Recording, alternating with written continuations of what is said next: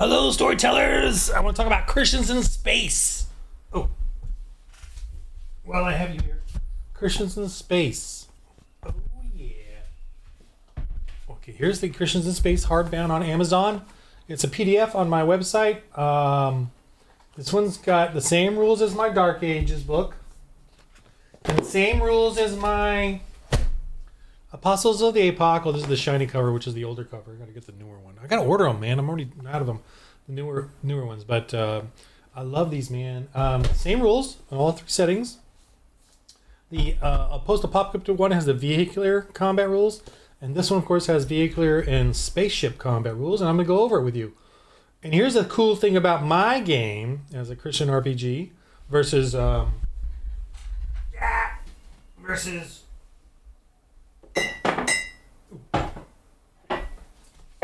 versus this game, which I'm very well versed in, because if you look at my channel, I have a bunch of YouTube stuff. You don't need this many rules at all for the game. And in this one, spaceship combat is separate from the players. Like, there's a separate scale, separate everything. Mine, it's all the same. You're all on the same scale. Okay. And I have Space Master over there. Look at this. The old Space Master, man. This is my book. It's all worn out and see, even it's falling apart. Look, here's the GM book. Look at this is me reading through this. Just how worn out it is. Oh my gosh. Look at that. How worn out that is. Just so you know how crazy of a RPG nerd I was, and forever will be. Okay. Ooh, I even got Warhammer 40K. Heavy Duty is a big influence of mine. This is the Rogue Trader, the original, or whatever the old one. There's the Warhammer 40K game book there. I think that's 4th edition. You can see whatever. Okay. Spaceship combat, man. So may the Lord be with you. And this is the campaign book. And I have it so that like a 2-page spread gives you cool graphics, but also everything that you kind of need for that for this encounter. And you can make up your own version with all these modular pieces, or come up with your own. Let's see what else here.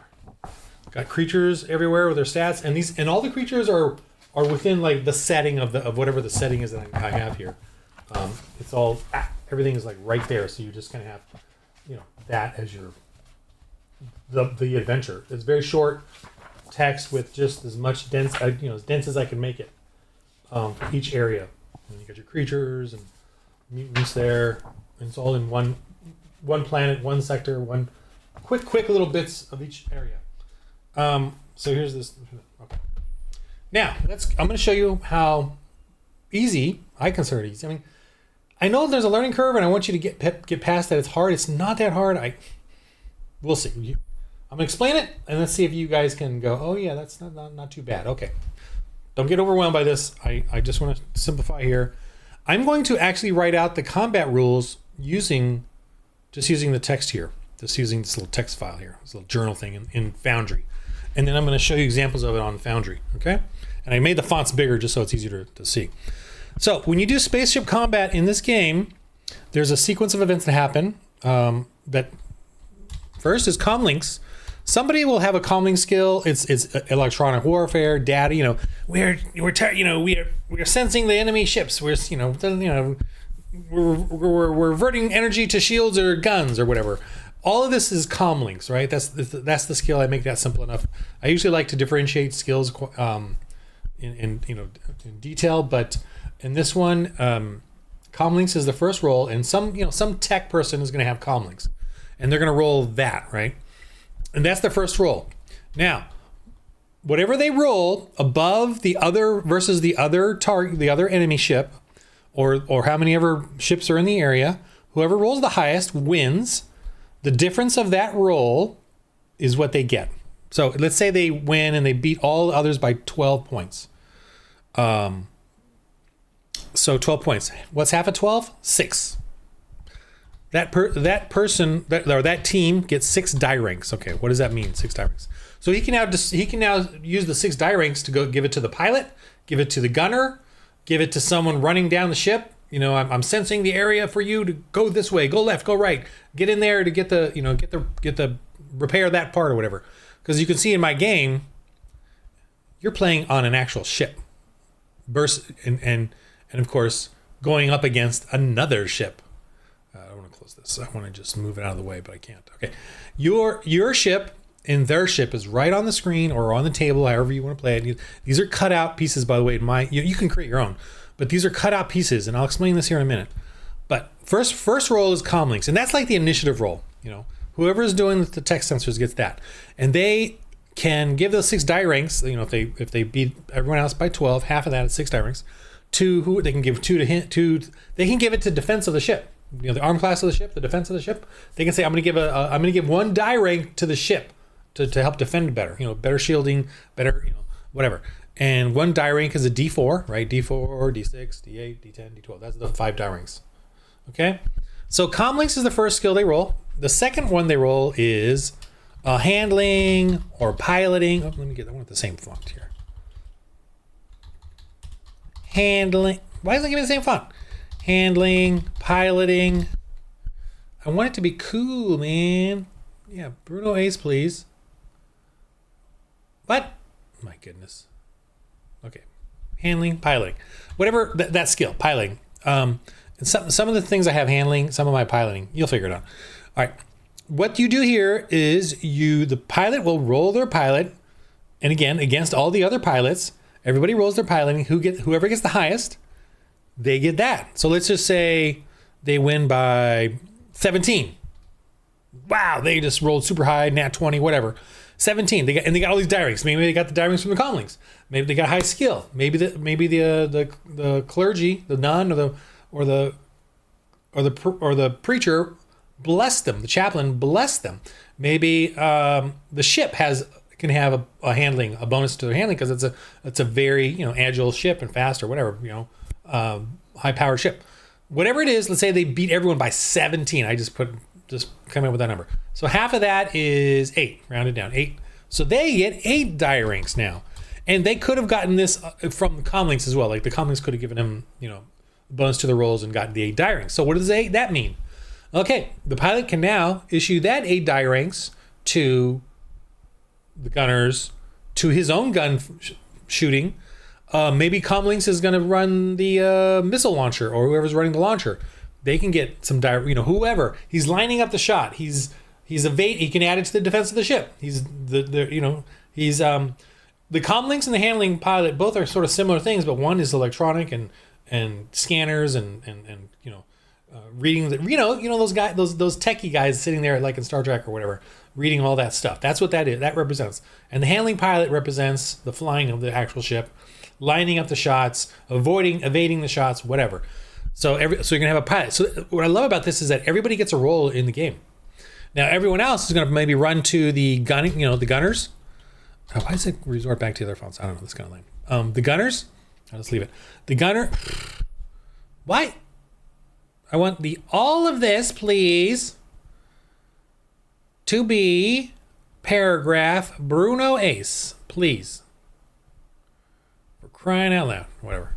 Okay, gunners. The gunners then get to roll to hit. They get their bonuses, and maybe the pilot gave them bonus, maybe the Commons gave them bonus. Whatever all these timings are, they get to their shooting. Now, someone else could be running around repair. Maybe someone needs to run off and repair. They could get die ranks from the pilot or comlinks. Well, I don't know if the pilot could give them die ranks, but the comlinks can for sure, because they can. I've got you. You open up seal number 5. Go to telling them where to go and how to get there quicker to get to repair part of the ship, so they could have that type of person in the game. I can't think of anyone else at the top of the bat right now, but that's the basics of the space combat, and it happens. It's for vehicle combat too. Same situations here. Now here are the ships. Concerning ranges. For weapons, I use common sense. I will allow like launchers to go first because they're further away. I will allow heavy lasers to go second if they're closing in, and then light lasers. If they're in close combat, let whoever go first. Whoever, if they're flying in close. And also, what determines range is kind of theater of the mind in the sense of like whoever wins the pilot role can actually decide on. I will tell them you're really far apart, so that's four segments or whatever, 4 segments. So the pilot can then use those die ranks to get in closer. I'll spend 2 die ranks and get in range of 2 spaces. Yeah, everything can fire at that point. I use common sense. I tell them to spend their die ranks if they're based on their rolls. So if they roll less die, if they lose and the bad guys get the die ranks, they might use it to close in on them. I'll spend a couple on that depending on how far away I think they are. So I use the common sense and basics like that to get them within range of each other or to escape. But at some point, if they keep flying away from the planets and get out into the vacuum of space, it starts to become like you get away. I just a nice basic roll and get away. So there's that. I use common sense, simple rolls. Okay, now look at this here. This is the way I break this down. You have all of these printouts, by the way. If you were doing like a printout on a piece of paper and you wanted to use my printouts, you can download these. I sell them as WinZips, WinWires. You can get a whole bunch of different things, the tokens and the printouts. They're all black and white, so it's easy to print. Plus, it's easy for me to make these in black and white. And they're all the size of an 8.5 by 11 or smaller, so you can cut them out like that. And I would recommend printing them out on thick card paper and then printing out the tokens on thin photo paper if you can, so that you can fold them, make little tokens. Oh, they're over there on the table. I don't have any right now. Anyway, so there's that. Oh, do I have mine? This is mine. Yeah. So here's my. Or let me go back to the full screen real quick, just to show you. This is for the Lord too. Oh, I did not know that this was for the Lord. Oh, here's some sci-fi stuff. Okay, so this is my printouts of the stuff, and here's a scary. Oh, I didn't trim that one. Then you find one that I have actually trimmed. But yeah, I will cut them out in these squares. Where'd that one go? I will cut them out in the boring squares and then trim them like that. The curves. That's giant termite, obviously. So here's the characters. I print them out on the thin photo paper, and so they're easier to cut, fold, and trim to the thing I want. Okay, and they're fun enough and silly enough that I just dropped them on the floor. I can throw them in this little guy. I have throw them away, reusable. I don't deal with miniatures anymore. I used to have a ton of miniatures and enjoy it. So if that's what you're into, I get it. I used to do that. All right, I need to clean those up. Okay, organize those. Okay, so let's go back to the Foundry. All right, these are the two. This is the main ship here, and this is a story where these space pirates. See, they lock onto the airlock. They did a whole piloting thing. And then they were going to, I don't remember what happened here. Let me see. I'm going to show you this real quick, but I'm kind of seeing if they damage the ship. No, the ship looks fine. So I think the ship might have boarded them, and then they wanted to board them, and then they had they actually jumped in. I think they did a flash bomb or something, and then they converted them. They actually did a super high roll. I think something like that happened. So kind of boring. They converted them. No murder hobo killing of them all. Bummer. But then these guys went on to support the church. Okay, anyway, pirates. But you can have a whole boarding adventure. You can let me show you another one real quick. You can have this one here is some dreadbots. They were attacking from this ship over here that's hidden right now. And this is the interior of the ship, but they never actually the ship got away, the dreadbot ship. But what they do is this one got blown up, but they fire the dreadbots as like torpedo bots that then crash into the ship and then unfold as the dreadbots. And they had a whole combat inside the ship. And there was no, let's change from this to some other game board or a different scale. Everything, the ship combat, mines, space stations, all can happen right on the same screen with the tokens right there, dealing with it, running around. That look, their buddy robot Tempe got shot out into space when the dreadbots blew a hole in the and destroyed this section of the ship. So how do they do that? How do they destroy sections of the ship? How do you play that out? Okay, let me explain it real quick. As you can see with these spaceships, I have a little token here for each one. And this one, oh, there they are down here. The tokens will has these little invisible small tokens have the stats of the ships. And so when they are in combat, I have to open these up, or the players do, and look at all of our stuff for the combat. So as you can see here, the handle of their ship is a 0 or nothing. They don't get no bonuses for the piloting. It's a frigate class. Comm is +2 die ranks. So this ship, Comlinks, has +2 die ranks. So like I was showing you in the did I close it? I was showing you in the list of here. See the list of the combat sequence? That the Comlinks is the die ranks right there, the number 1. And so the ship, they get a +2 die ranks, which is a D4, a D6. They get a D6. Now they'll have other die ranks to combines, so it won't be a D6. It'll probably be much higher than that. And let me show you. I have a little macro here I use. This is the die ranks that I use, but it's basically divided by 5.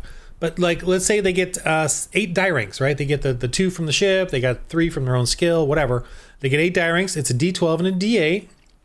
And that's what they roll. They add it to their D20 and then their trait. So every skill, every roll in this game is based on the die ranks. I know it's a little much, but it's really important to understand the die ranks, because once you do, I don't have to look up any charts. I can easily GM this. I don't, die ranks are so easy to use once you get it. And I'm trying to get this across to people, especially new people, that die ranks represent every little thing in the game, like your skill. Maybe you've got high ground, get one die rank, or a spaceship.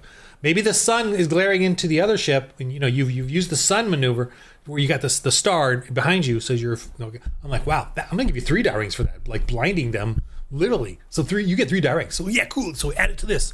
Okay, I got my skills in there. I got 3 die ranks from the the star glare. Ooh, look how much I got there. So you're getting this to add to your other roll. Now this is a dice pool though, so you keep the highest. So obviously, the more die you get, the higher the potential of your average is going to be for the skill bonus here.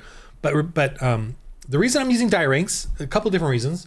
But I wanted to use something instead of a constant number, because a constant number means that the characters and everybody else doesn't get too powerful too quick, and you have to basically, the solution that everyone else has is, oh, we'll just cap you at 10th level, and we'll just start a new character. I don't want to do that. I wanted the characters to continue on in their long story of missionary work as Christians, and I wanted you to have a potential for a long story campaign, or you can have a short one if you want. So what this looks like in my little tool here, which I will give out freely to everyone that asks for it, you get your trade, which is like my plus, like say I'm doing comlinks, right? And I have a +4 savvy. Savvy is savvy is like technician work. Plumber is savvy, a thief is savvy, a magician is savvy. I'm very savvy with handling computers and stuff. I am not super intellect, right? That's the science part of it, the research, the crafting, the blah blah blah. But I'm savvy in the sense that I can do pretty basic stuff pretty well. I just can't do great stuff at all. But anyway, all right, +4. Dice pool, then I told you it was a D12, and a D4. These are big fonts here. All default, very large fonts, but it's easier for you to read. And me as an old guy. That's it. So I don't have a holy or power die, I'm doing comlinks. I'm not gonna have that. And a holy die or a power die, like power is like a power sword or power fist, power armor. Those actually are an actual different die rank or different dice. Because they're holy and power dice. But but all other regular skills and blessings, I know blessings are holy, but blessings are just part of the skills. All of them, and situational factors, someone can add in their inspired die, like inspiration points, their inspired die to it. And you get inspired die from prayers, from a good meal, from whatever else. I can give you, award you with them. You can put them into your die ranks in this comlinks roll, because this comlinks roll is super important, and I gotta win it, and I really gotta, yes, I'm checking, I really gotta get the comlinks to succeed so we can fight whatever we're fighting in the space, because they can't shoot our ship. Because it's funny, the players don't, they love playing it, But whenever there's a space battle, they're like, oh no, because their ship's going to get shot up. And it's awesome. They're like, ah. And they know they got to repair it now. And they got to. All right. So let me roll this just for the fun of it and show you like a comlinks roll and see what I roll here. All right. Ooh, 18. Oh, I can't see. This is so. These fonts are so big. I can't even see the. Oh, what was. Oh, right there. 29. Okay. I rolled a 29 there. That broke it down for me. So 29. It took the 18. Plus the 7, right? So that's 25 plus my 4, so 29. So let's say they roll. Let me roll for the bad guys. Let's say the bad pirates are, they're not that smart. They're not that savvy. I'm gonna give them a D12. I'm just top of my head here, and they roll. Ooh, that's close. 23. All right, so I beat them by 6. So I get 3 die ranks that I can use. Not as good as I would have liked, but I get 3 die ranks I can use on my ship to give to the pilot, add it to my, give one maybe to the defense of the ship and make that number up higher. And see here, so here, that was that. The comms is +2 right here. This is other fun, silly stuff that they can use for different factors, but definitely not space combat. Tough guy voice comlink +2. I don't even know what that is. That's for something else. It's maybe, I'll have to ask them, but I think it's like when they're talking to criminals and stuff, they get this tough guy voice. That's obviously not going to work for space battles. Yeah, but we're scaring them. We're sending. They're going to say that, but whatever. All right, defense, and here's the basic stats of every ship or vehicle. Defense is 12. Generally, that's the default of to hit anything. And so this transport, this ship right here they're on, is to me the medium-sized ship. So that's a defense of 12, and then it goes a little higher for smaller and smaller ships, and then of course a little bit lower for larger and larger ships. Then their armor save is a D12 per part of the ship, and we're going to get to that. Per part of the ship has a D12. Hull is 6 per part of the ship. All right, I'm going to skip over the weapons real quick and explain what I just said there. Ships will have parts, compartments, whatever. You will have parts of a ship, and I will roll randomly which part of the ship is hit. Because think about it, you got some bad pirate ship way out there, and they're shooting at you. They can't, There is a rule to allow you to specifically target, the engines or whatever. But I added an extra bit harder to the defense of the ship, so it's a little harder to hit them. And you only hit them if you roll over a 20. You can still hit them, but the defense is going to go a little bit higher. But the part that you actually want will only be if you roll over a 20, et cetera, et cetera. That's another side rule. Let's just go with the basic rule. The basic rule is I randomly roll, and you can see here they have different bonuses for parts of the ships to use in their game. And they have different holes because they've upgraded the ship. This one has 11 holes instead of just a 6. The +1 die ranks is for using it for skills. So that's not armor save. But here is an armor save. Under controls, they did an armor save and they found a power core. So they decided to add a power armor save to it as well. So it's got a shielding of its own. That's controls. That's the piloting area, right? So they really wanted to protect that. If you lose that, the ship is dead in the water, swimming around or spinning around or whatever, and they have second controls here, secondary, but they really wanted to protect it. See, so you can actually hit different parts of the ship, and each part of the ship has to do an armor save and take hull damage. And 6 may not seem like a lot, right? Because it really isn't, right? For you and me, it's basically hit points. It equates to hit points. But I'm looking at it like ships have really good armor, but if something penetrates into their armor, into the ship, it's going to tear stuff up. If you think about, I'm just looking at Star Wars ships and ship battles, or looking at World War II, as soon as you get hit and it penetrates the armor of that ship, the ship, the things will not hold up to that kind of damage. So that's why I make things really low. Of course, here you got hull 23. This guy they totally did. See, in my game, you can actually do upgrades in the game, and using the same die rank system and the die rank results that that they use. What I just showed you for the comlinks, rolling a die rank, using the die rank thing and rolling up high, and then the difference of and half of that's the same die mechanics he used to upgrade his hull. What's the difficulty? The difficulty is 12 basic plus this 6. So he had an 18 difficulty, and whatever he rolled above it, he would get to increase onto that 6. And so he rolled a 17 above, because this is a hull 23. So he rolled 17 above that number I told him to, but they added all of these die rank bonuses to that roll. They used the workshop, they used his tools, they used low tech add-on bonus they had low tech with like a two die rank bonus. So they had like superior low tech that they used for it, or alloys or whatever that it was. +5 die rank alloy they used, whatever, I don't remember what it was, but you know what I mean. They can add all these die ranks and roll to get that high number to get that die rank result. You know, the difference of, and then have this. So that's how we got that. You know, it's in the book, it's in the game. I'm showing you, but that the die rank mechanics. At first, you think it might be difficult, but what it does is it makes the game easier because you can just apply it to everything and use it in their roles, and then they get to use die ranks to try to improve that role. And it's cool because they understand die ranks, and so they understand that everything that every player can join and help in to get these die ranks up, they could have a higher chance of succeeding. But they can still fail. That's the great thing about die ranks too. You can still fail at it. It's you know, the more die ranks you have, the more rare it's going to be that you fail. But you can still fail, and I like that as a GM. I like that they don't always succeed, or they don't get confidence in this game. They still are nervous every time they roll it. It's great. So here's the laser guns. They have 3 right now, 1, 2, and heavy laser, and a launcher, so they can launch rockets. The light laser does not have a plus die rank to hit, and it does D12 damage, which is really good because they've upgraded it. It has auto 3, so they get, not only do they get 1 aim shot, they get 2 basic rolls of auto fire. So their first shot can roll with skills. The second 2 rolls of this auto 3 are going to just be D20s, and then they might hit. And that has been awesome. It's very easy to do auto rolls. It's very quick, and they will sometimes get them, and those are great too. And they'll get a nat 20 on it.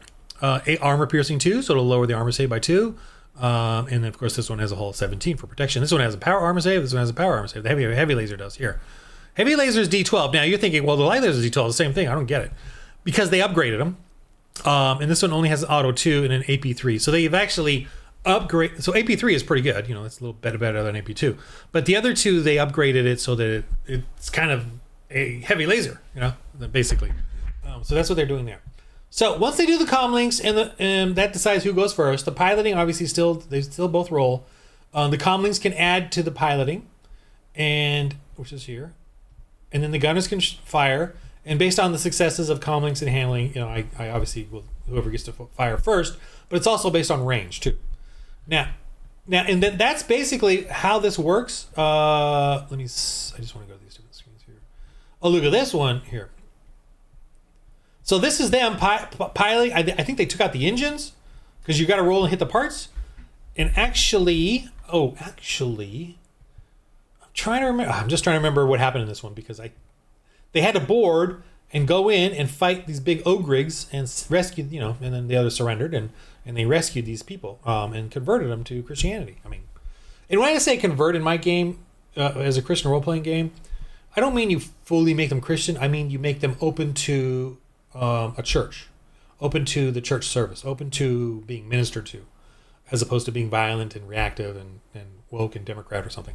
But you know what I'm saying. All right.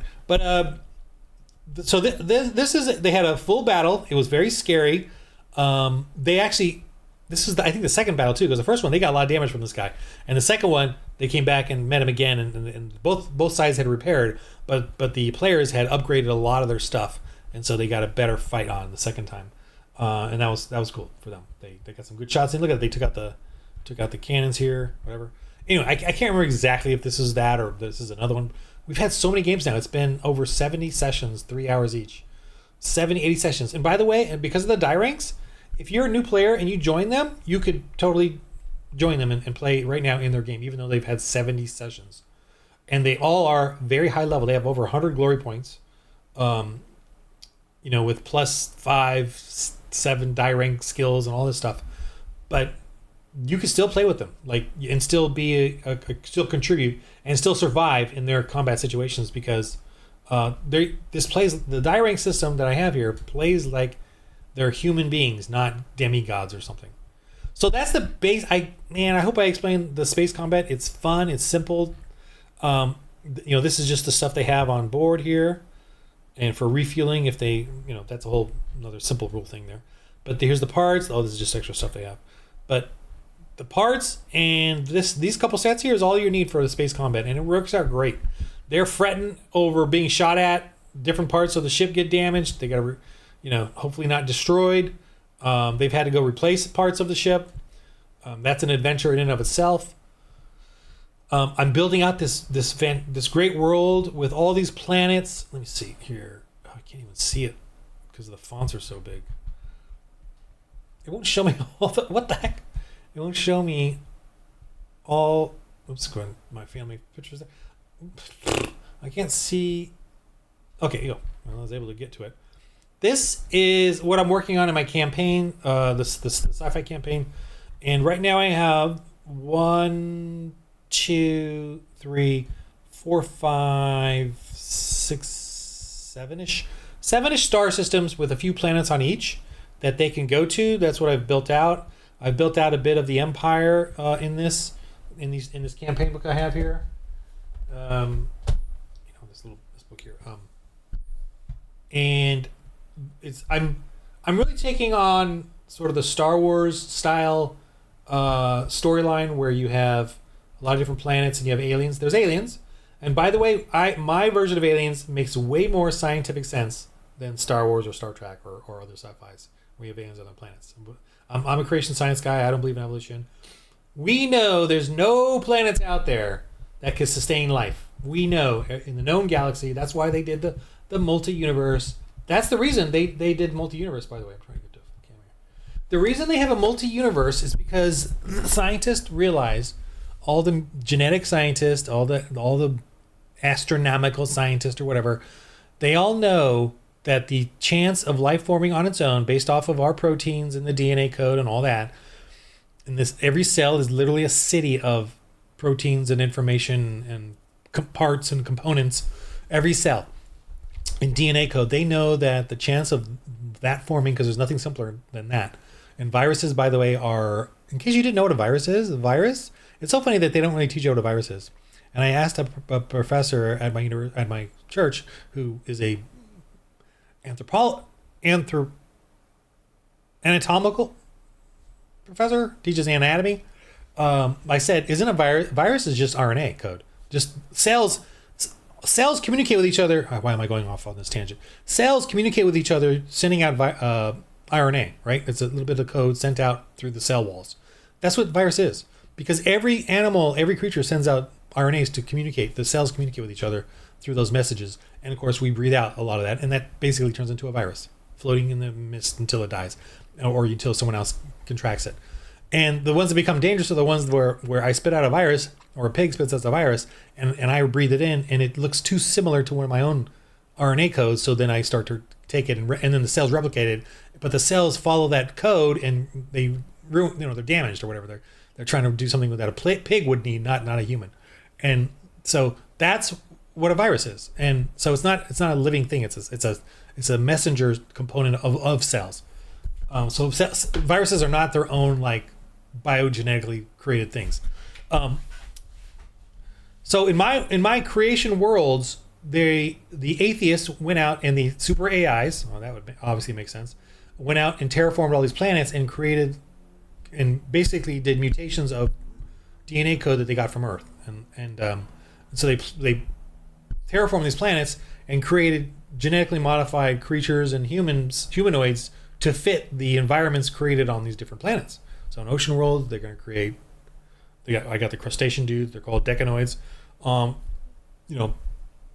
only have a few planets here. I got a Tatooine Raptorine planet that is a desert planet with reptilians, and so we have all these different worlds, and each world too, you can create an entire campaign just in those worlds. But obviously they want to fly around, and I've made it so that you can create all the planets beyond, because the terraformer factories continually sort of self-replicate and move out to the next planets. So that's sort of the concept, and so they're constantly making. So you getting my game can start creating your own things that the missionaries have to go out now and discover, like in Star Trek. Go out to all these planets, discover these different, AI terraformed planets, because it's all atheists. So they've erased the Bible and Christianity and Earth history from their data files. So no one knows where they actually come from, blah, blah, blah. But you got to go out there, but yet they still have that feeling in them, right? So you can still use the same gospel is my point. So you can do that, and you as a GM can create whatever worlds you want. And I'd make them very sparse, as far as the populations, because they're young, obviously. But you can make them, in depth enough, because when in the storyline, in the timeline of the setting, when the Christians finally go out to space, the atheist regime has had 300 or 400 years, advantage or whatever time before the Christians actually go out there. And my timeline, 2200 AD, Christians are all in prison camps because the atheists have won, and they're all in prison, the end of the world or whatever. But then they discover a translight drive, which is that, we can actually travel to other star systems and galaxies, and time doesn't actually pass the way we thought it did. There's time dilation. And so they realize they can travel within a couple of weeks to every, of time. So they based on this, what they, whatever, that's the sci-fi part for sure. But I do want kids and adults to know that there is time dilation in the universe, and that we don't really know what the speed of light is in traveling and all that. So that's my form of sort of hyperspace, is that they can be, once you get into the vacuum of space, there's time dilation, and so time passes differently and faster. So you speed up and go incredible speeds to get to the other star system, and then you slow down as you get there. And that's why it takes a week or two. So to get to different planets. But then the time is the same as everywhere else. So you can create all these places that go off. So 2200 AD is when the atheists war with each other and kill each other here on Earth, and decide to do a whole exodus. And they basically bomb the Earth, nuke it, and then go off into the stars with their AIs and blah blah blah. And the planet then is in the post-apocalyptic wasteland from 2200 to 2300, and then 2300 is my post-apocalyptic game setting while the atheists are out in space, and the Christians are surviving in their prison camps, oddly, and so they go out and try to find survivors and do the whole post of Bake-Off. So from 2300 to 2400 is 100 years of that funness, and then from 2400 to 2500 I want to develop sort of Christian sci-fi horror, where they're back to like a 1950s, 1980s MAGA type America, Christian nation, a Christian nationalist nation, but we can do fun settings in there. But a secret, I'm saying everything here, a secret, which is fine. I'm saying a secret organization called the Prodigals return to Earth because they can't stand all the other atheists because it's so oppressive and there's an empire out there. But they come in terror. They want to reinvade Earth and take it over. So that's my alien invasion setting, which I haven't done yet, but it's part of the timeline. But they use like alien, like Mars attacks. They use like killer robots, and the Christians are like, they start off in 1950s and then they quickly, like XCOM, they quickly tech up to defend themselves, and then the Star Crusaders form, and they go out to the solar system to fight off the Prodigals, discovering that they're actually, there's, because we don't know because of the post-apocalyptic setting, but the Christians learn that there's this whole universe of atheists out there, and the Prodigals have come to invade us and pretend they're aliens, and with the demonic and a big fallout of Christians because they thought those aliens are real and God is not real, but they discovered that the Prodigals are just from the atheists that are left. Okay, so then there's all Christian horror sci-fi that which would be cool, like aliens and all that killer crazy stuff, and then they and then in 2500 AD to finally win that war, 2550 or whatever. So around 2550 AD is when, after 300 to 400 years, the Christians realize we got to go now as missionaries out into the space. We got to keep Earth secret, but then go out and start becoming missions into the stars, into the galaxies. So that's what the setting's all about. And yeah, I love it, man. We're just having fun. We're doing silly, great stuff with the storyline. I love the storyline because it's biblically adherent. It's creation science adherent. It has the best of all the sci-fi genres. Killer Terminators, Zerg Tyranid types, space bugs. Because the AI terraforming factories are going hog wild. They're going crazy with their programming. The atheists are going crazy with their mad science, and they don't care. They're just doing all this weird, scary stuff. And, they're all trying to fight and slave each other, blah, blah, blah. And there's the empires out there, and they're trying to control everybody. And there's the remnants who are fighting, but they don't know what they're fighting for. So the Christians got to tell them, well, here's what you're fighting for. Freedom. God's gift to us is our freedom to be good and not enslaved to evil. Anyway. So that's my explanation. I hope that helps a little bit with the Christians of Space version and the APOC and the settings and what I'm trying to do. What I'm hoping you guys will do is take these games and, the rules are very light. They're very short. You just got to get the concepts of the dice mechanics and the die rank results. You just got to understand those concepts.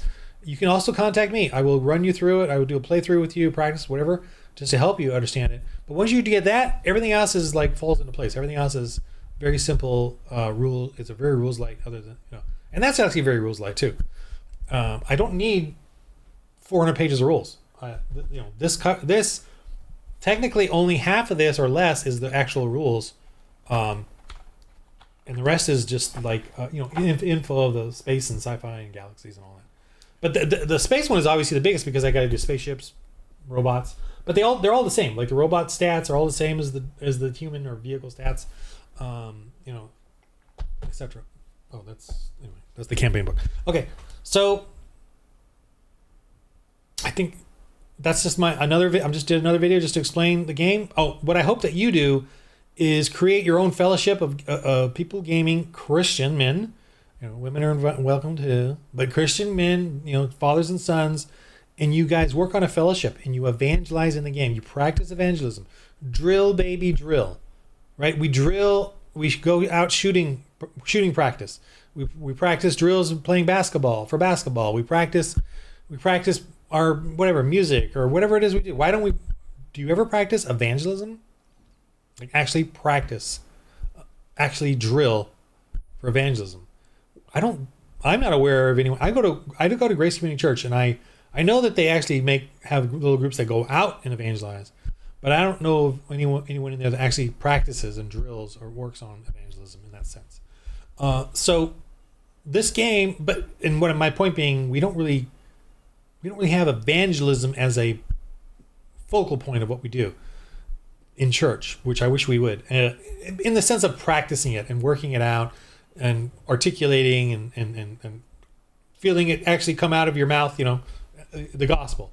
And so that's what this game hopes to do. Hopes you to get a fellowship with your men, and you start to get comfortable with each other and start to know what you're doing and how you're doing it, and then working on this sort of game to evangelize. And then you start ministries. You start your own ministry, whether you spread this and it's also something fun to do at church as a game night. Shoring up the younger fellers and women to do this to try out the gospel, see how it feels on them if they want to be that type of a Christian, the missionary type. I mean, you all have different roles in the church. But this is a game that really helps that, I think, really helps with that. Really helps with prayer. Helps you work on prayer. Helps you work on fellowship. And also helps you fail. Like you can fail and it's okay. You can, and you compromise. You do make compromises, under under intense situations. You have to make some bad decisions, and that's okay. But we keep striving for the Lord because we're not perfect. We're not sacred. We're not perfect. We're not sacred. What we do is not sacred either. We fall far short of the glory of God. But the thing is, we do it. We should still do it though, whether we're good at it or not. Whether what I'm doing, whether this, and this is for the Lord or not, I don't know. I'm not going to say, like, I have fun little debates or whatever with other Christians, but I'm not going to say, oh, the Holy Spirit and God made me do this. I would like to think they do, and I hope they do. Hope they are, but I'm not going to say that because to me, I don't want to say, oh, God made me do it, therefore you should. I don't like that sort of style, and I even have others who do say it directly, to me, and knowingly how I feel, but I don't attack them for saying it. If that's what they want, I give them a hard time about it. But the point is, God doesn't need us to save anyone, right? God doesn't need us. Jesus doesn't. They don't need us, but we should still. But that shouldn't stop you from trying. And whether it's right or wrong, you should try stuff. And you could be as stubborn and idiotic as I am, or you could be humble and good, pastorally patient about it all. But whatever it is, you keep trying. And think about this too. I'm assuming this is what's going to happen to me. So go to heaven and I'm going to be like, God, I failed. Yeah, none of my for the Lord failed. I guess I was greedy. I was selfish. I was egotistical. I don't know. I tried, and I tried so many things. I tried so many things to serve you. I guess everything I did was wrong, boneheaded, and dumb. And how many times do you try to serve me? I don't know. In heaven I know. Oh, it's 17 times. You tried 17 times to serve me. Well done.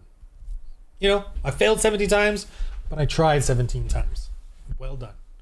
So it doesn't matter whether you succeed or fail at serving the Lord. What matters is that you kept going, kept trying something, kept making mistakes, and that's okay. I think the Lord is okay with that. So, so Christians in Space is and hey, I get to, hopefully in heaven I'll be able to GM. Hopefully God will put me in a little corner.